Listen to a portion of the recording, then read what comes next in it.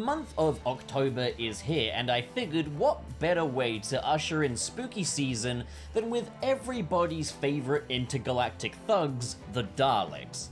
Well, I'm sure you can think of a bunch of better ways, but hey, I just got done watching Evil of the Daleks, and that's what I want to talk about, so I guess you're kind of at my ransom here. And just a reminder, these videos are made possible by my supporters on this platform, so if you do want to support me, be sure to hit that big, beautiful subscribe button. And be sure to check out the Patreon link in the description below. So the Evil of the Daleks is kind of a big thing for Doctor Who, as this would be the episode to bow out the Daleks as the Doctor's major nemesis, giving way to a Dalek-free era of the show, as the creator of the Daleks had bigger plans for them to go on to become their own franchise out in America, and regular Doctor Who viewers had just become kind of bored of them. So this would be the Daleks' grand swan song. Is it a fitting conclusion for the Doctor's arch nemesis?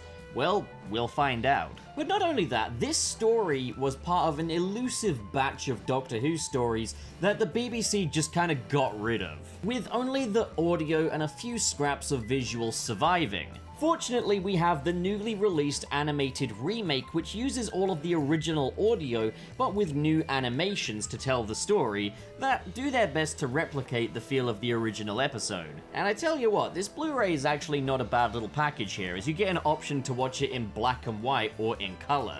I find black and white does quite a bit for the overall atmosphere, but I think the color grading is overall better on the color version, as the black and white version just feels kind of flat.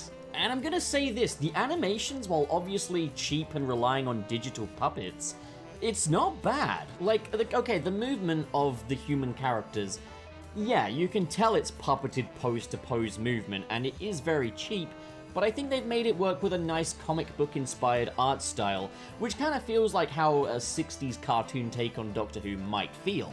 Backgrounds and Daleks are done with like cel-shaded CGI, and it all works well. Like, you kind of forgive the kind of stilted movements purely based on the fact that it looks nice. The image you're seeing looks nice. I think there is a little more that could have been done to give like the laboratory a bit more of an ominous feel, like to make it feel a bit more dank and a bit more Victorian. It all looks very clean and very bright in the color version anyway. But I'll say this, the Skaro locations are done wonderfully. There's this definite sort of aura of finality about the last couple of parts of this story where it all takes place on Skaro, and it looks fantastic. Now, this is mimicking the original set design, but they've just done some really nice stuff with the lighting and the overall colors, and yeah, they did a really great job with Skaro. As for the original story itself, it is considered a fan favorite, and I'm going to be honest, I'm struggling to understand why. Now, don't get me wrong, it's not bad, but I wouldn't call this a worthy send-off for the Daleks. Like, maybe in the final part, sure.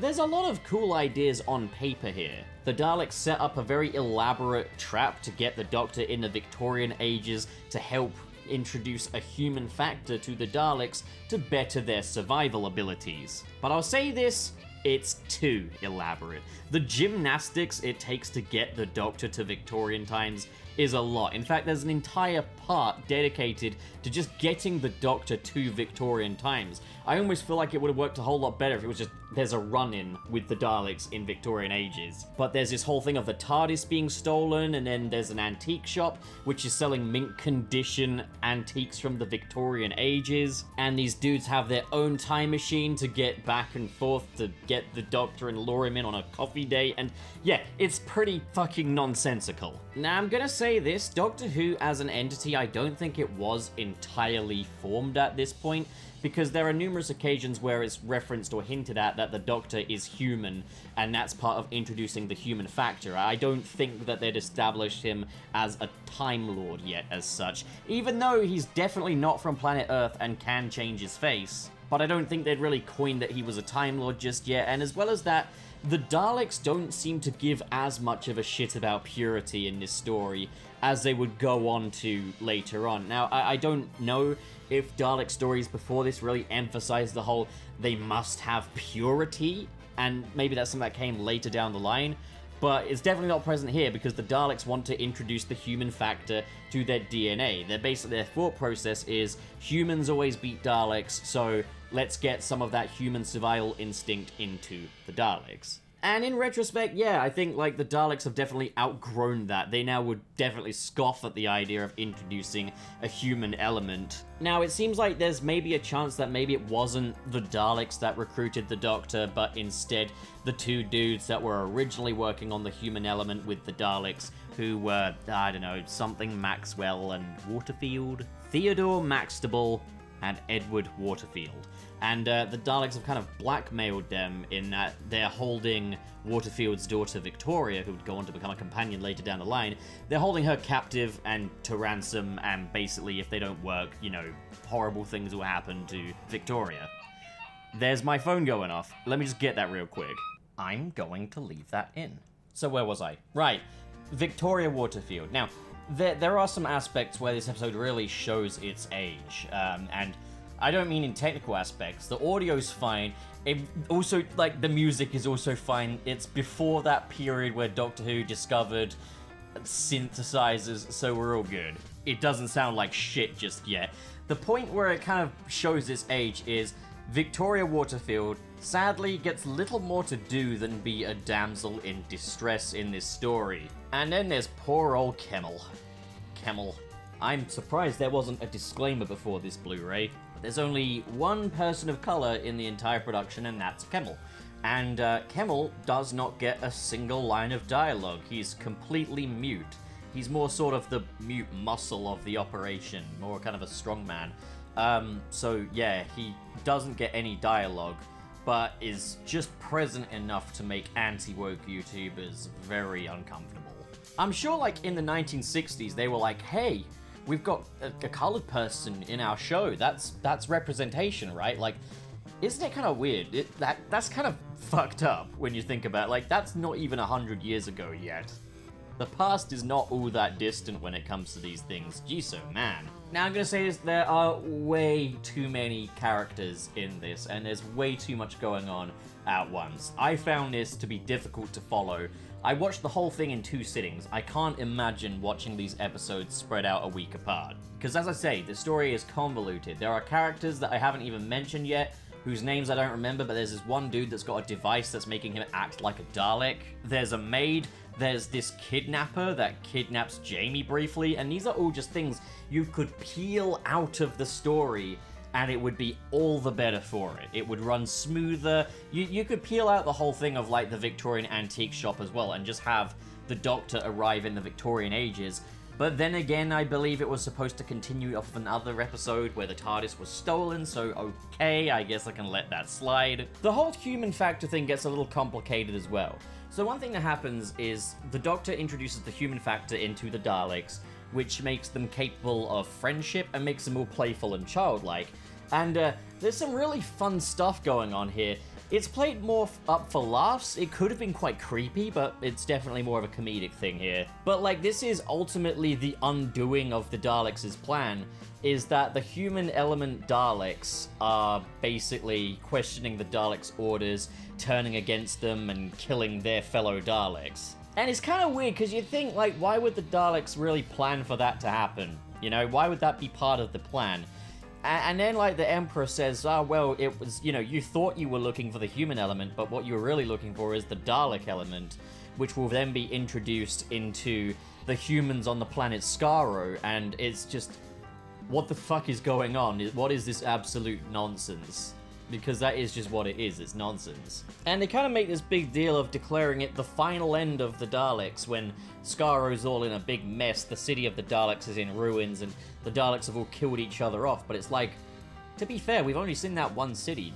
Like, this is always a thing I've had with all Doctor Who stories where they try and declare this the end of the Daleks. It's like, would they really all be in one place at one time? Like, come on, they're like a massive empire. There's got to be, like, dozens of them spread out across the universe. Okay, maybe they weren't quite that level of force that they go on to become in later seasons and stuff, but, like, really? All just in that one city? Is Skaro not a bigger planet than this? That's not the evil of the Daleks specific complaint. And another complaint that isn't specific to this story, but kind of spans across Classic Who. I always find it so funny how, like, part 1 ends with the big reveal of the Daleks, and it's this surprise thing, even though the title of the episode is literally The Evil of the Daleks. Let me just pretend to be surprised. So, as a conclusion for the Daleks, is this a fitting send-off? Not massively. The Daleks sadly don't get that much to do in this story up until the very end. For the most part, they're just kind of out and about supervising the Doctor and, you know, making sure Victoria knows her place. And, yeah, no, like, it's not until the very end that they get anything to do. And even then, it's just, they're kind of just, it ends with this big cataclysm, and I appreciate that. There's a big fight between the human-infused Daleks and the normal Daleks, and they've got the Emperor Dalek present and everything, and he's a cool presence. He doesn't really do anything, and he's yet another element you could just peel out of this story, and it would make no difference. But it was cool to see him. He's one of those elements I did actually enjoy. So it has a cool, intense, action-packed climax, but on a whole, it's a mess, this episode. This story, rather. Like, there's just so much you can peel out of this and make a more concise story with, and it's just... There's stuff I like in here. I do like seeing the Daleks in, like, a Victorian mansion house sort of thing. Like, I like that offset of the very sterile, futuristic Daleks with the grand sort of aesthetic of the Victorian house and everything. That's really cool. I love the way Skara looks. I like the action beats. I enjoy the Daleks when they're on screen. The Doctor and Jamie's dynamic here is really good. They're tested quite a bit. Jamie kind of stands up to the Doctor in a lot of ways. I like two of the Victorian characters, Waterfield and Bottom, whatever the fuck his name was. There's a lot to like about it. It's just it doesn't come together very well, in my opinion anyway. And it's just overall a very middling Dalek story. It's serviceable. It's serviceable, I'll say that much. You can get entertainment out of it. It does drag a little bit. I'd be lying if I said it didn't, but it does. But yeah, overall, serviceable. A fan favorite, be that as it may, I just thought it was okay. So yeah, tell me I'm an idiot that doesn't understand Doctor Who in the comments below. Until the next time, don't be a dick. So what do you guys think? If you enjoyed this video and you want to support more like it, be sure to hit that big, beautiful subscribe button. And of course, in the description below are links to different social media feeds, including the Patreon. If you're feeling extra generous like the following people, who are David 20 Covers, JK Strife, Marcus Ward, Sirius the Skeptic, Biotinarts, Mr. SP, Sergio, George is Lost, Legendary Ray Ray, Adam Myers, and Fayalan Schwarzentraub. Thank you guys, you are the best of the best, but as for the rest of you, thank you so much for watching guys, and have a great day.